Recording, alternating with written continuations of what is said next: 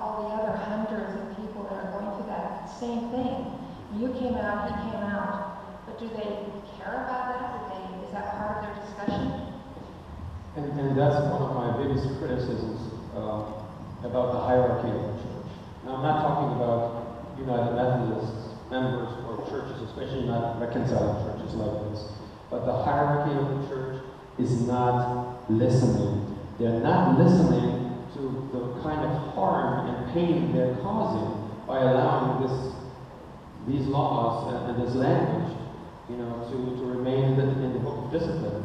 They're not listening. They're really not listening. If they were listening, they would understand. It is, first of all, totally against the spirit of Christianity and Jesus, what Jesus ever taught. And secondly, it's also against Wesley's teachings.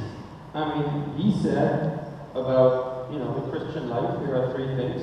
The first one was do no harm, do good, and stay in love with God forever. Do no harm is the first one. We're doing harm. What part of that don't they understand? They're not listening. I come from a long, and thank you for being here, I come from a long line of conservative Lutherans.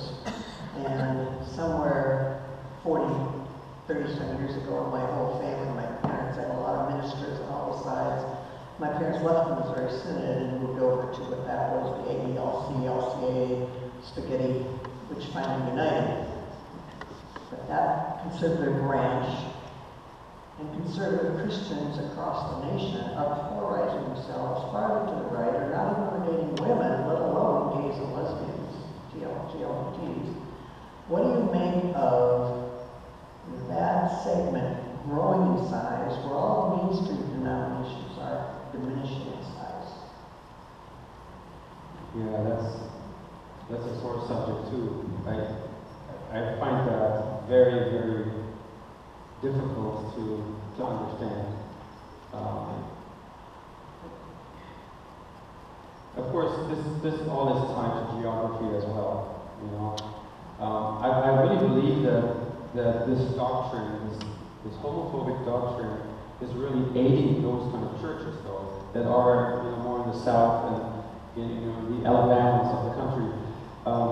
It's really helping those churches to grow. It's preventing churches like this from really to reaching out and to grow. That's one observation I want to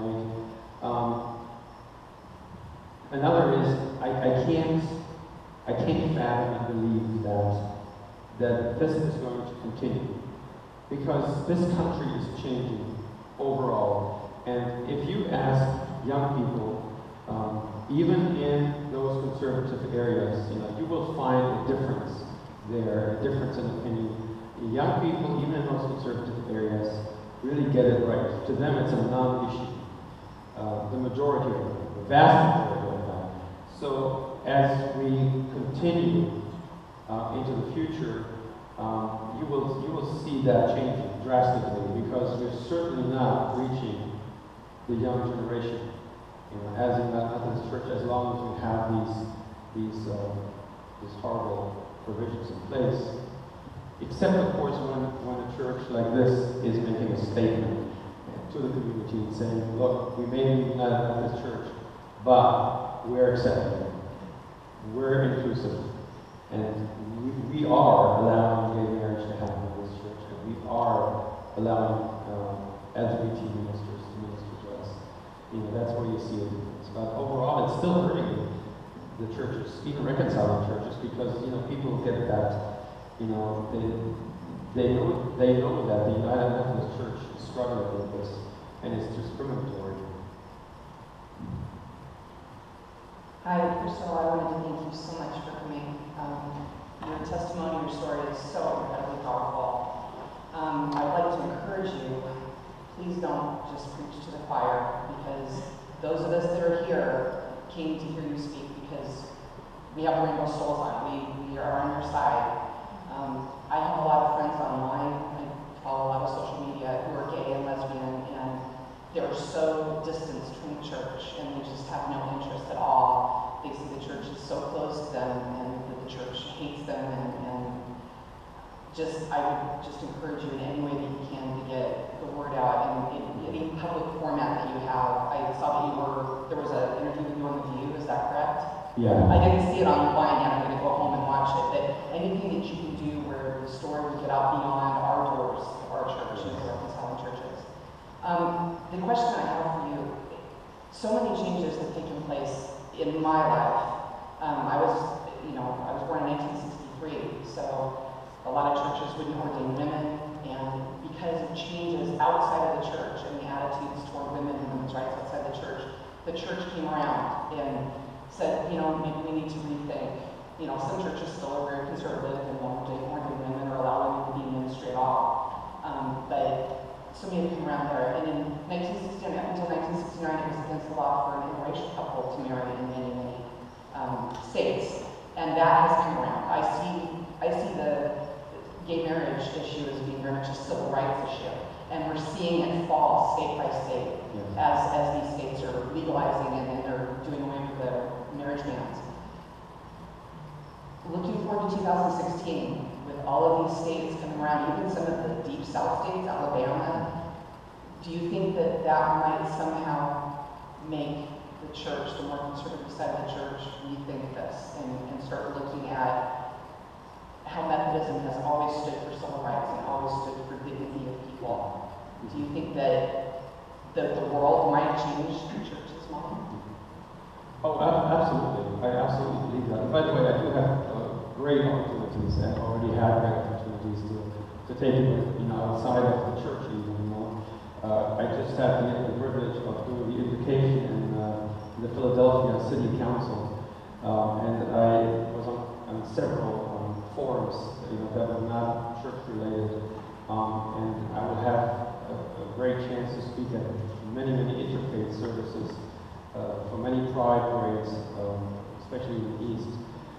So I do crave that, and I do want to take it out, my story out, and really connect with all those that have been disenfranchised and that the church has pushed away, and they feel like they're out there, and they have no chance to ever become a part of the local church. So I think that's very important. But I think what's happening too, even as states in the South and in conservative areas are now allowing for same-sex weddings, something significant happens within those states and the religious communities. Now all of a sudden, gay couples will come to their pastor, to their imams, to their rabbis, and will ask, will you do this wedding for us? It's legal now, right? So will you do this wedding? Well, if they don't do it, they'll go somewhere else. And not only will they, lose that whole population to do weddings for, but they will probably also lose them as members of the church or attendance as a church.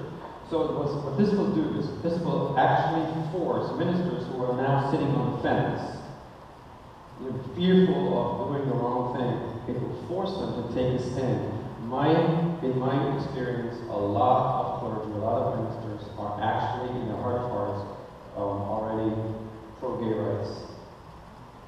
And I think it will really push them to take a stance, and that will make a huge difference at General Conference in 2016.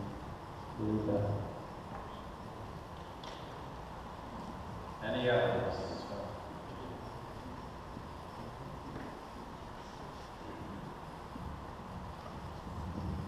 Are you planning to attend the 2016 conference in Portland?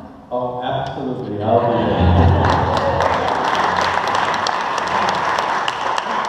I know you can't go as a minister, but can you go as a lay delegate? Is there a movement to say? I will be there in whatever capacity I can be there. If I'm going to be a pastor, I'm going to be there as a pastor. If I'm a lay person, I'm going to be the lay person. I will be there. We will really push for change.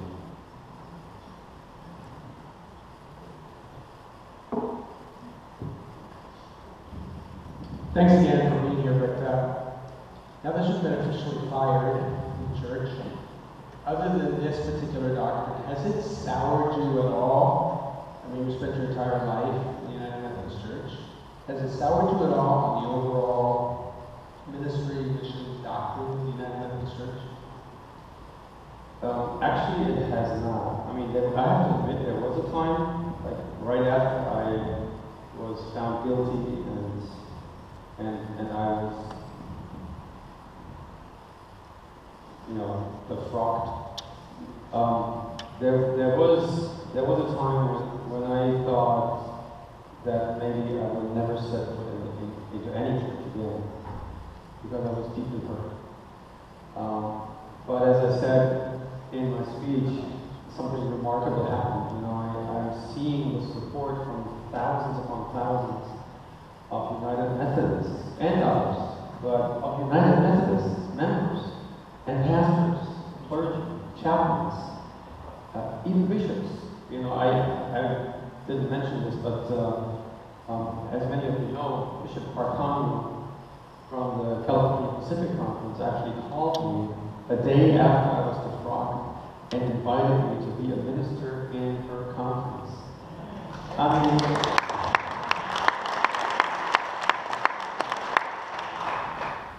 it's been miraculous.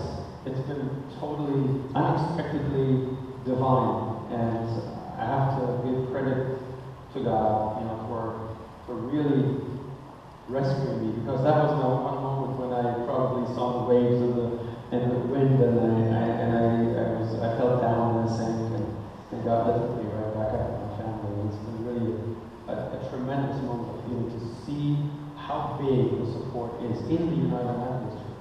In fact, I'm beginning to think, as I travel around with so many communications with so many, that actually we are the majority of the church in the United Methodist Church, in the United States of the United Methodist Church. I really believe that. I believe that we are now the majority.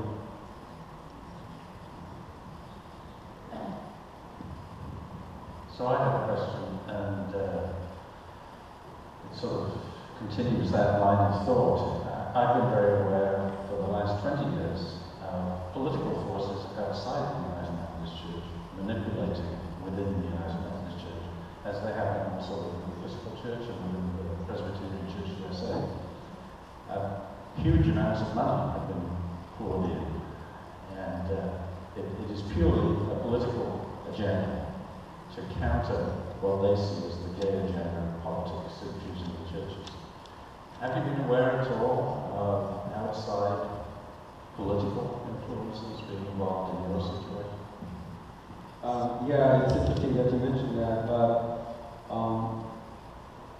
I now believe that the Good News Movement, which, by the way, that's a total misnomer, they should not have that. It's the Bad News Movement, that's all they are. I now believe that they have been a part, even from the beginning, from when that complaint was filed, because I know that this group in my church had strong connections to this former minister who was a member of Good News. I now believe, and I can't prove it, but I strongly believe that Good News had been a part of my trial from the very beginning. What I can say with certainty is that they officially became part of my trial when the complainant all of a sudden identified the vice president of the Good News Movement as his counsel. And he was actually not only a part of my trial, but he was also part of all the pre-trial deliberations. So it became very political, from a very early stage on. And as you can imagine, the Reconciling Ministries Network, on the other hand, also got involved in my trial. That's why I sometimes say it became like a lightning rod, because here, this trial was about much more than the act of love I had performed for my son. It became a political arena, and it became a lightning rod.